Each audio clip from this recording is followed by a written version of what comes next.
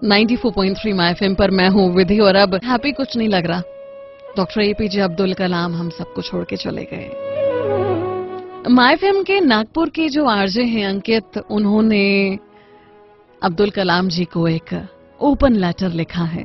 Letter कुछ कहता है कि प्रिय कलाम साहब, आपके जाने का दुख बहुत है मुझे, लेकिन गुस्सा भी बहुत आ रहा है।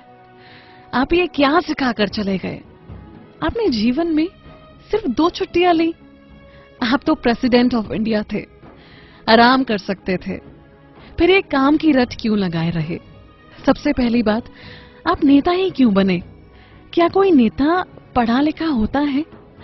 अगर आप प्रेसिडेंट ही बने तो ये रूल क्यों नहीं बना दिया कि आपसे कोई अंगूठा छाप नेता नहीं बन सकेगा?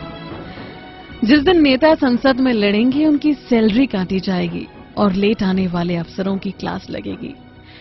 मुझे आपसे नाराजगी इस बात को लेकर भी है कि आपने देश को मिसाइल ही क्यों दी? ना हमारे पास आधुनिक हथियार होते और ना ही पड़ोसी देश हमसे जलते।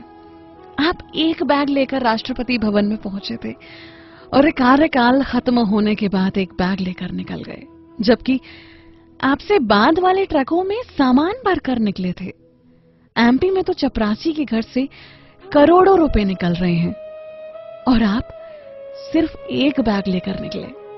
ये क्या सिखा गए आप आने वाली पीढ़ी को? सादगी और शालीनता से किसका पेट भरा है साहब?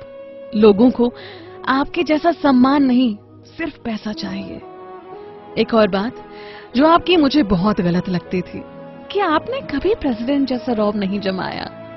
यहाँ पार्षद बनते ही नेता ऐसे मदमस्त हाथी की तरह चलता है कि उसे आसपास वाले दिखाई नहीं देते, लेकिन आपके लिए कोई ऊंची कुर्सी ही लगा दे तो आप नाराज हो जाते थे। छोटे बड़े का भेद तो आपको समझना चाहिए था ना। अब बात करते हैं आपकी कमाई की। जितना मुझे पता है, देश के राष्ट्रपति को लाख रुपए से ज्यादा की सैलरी हर महीने मिलती है और सुविधाएं अलग से। सरकार पैसे देती है खुद पर खर्च करने के लिए, ऐशो आराम और मौज मस्ती के लिए, लेकिन आपने सारी सैलरी एनजीओ को दान दे दी। यहाँ तक जब आपके घर वाले दिल्ली घूमने आए तो उन पर हुआ खर्च भी आपने अपनी सैलरी से ही दिया। एक बार हुक्म तो देते, सब कुछ फ्री में हो जाता। आज का नौजवान वैसे ही पॉलिटिक्स में नहीं आता और अगर आप जैसे 2-3 प्रेसिडेंट और आ गए तो नौजवानों का नेतागिरी से विश्वास ही उठ जाएगा। मैंने ये भी सुना है कि आप सफलता का सारा श्रेय अपनी टीम या जूनियर्स को देते थे। अच्छा हुआ प्राइवेट कंपनी में नौकरी नहीं की, नहीं तो जल्दी निकाल दिए जाते और सब आप पर हंसते जिसे आपने कोई बड़ा गुनाह कर दिया हो।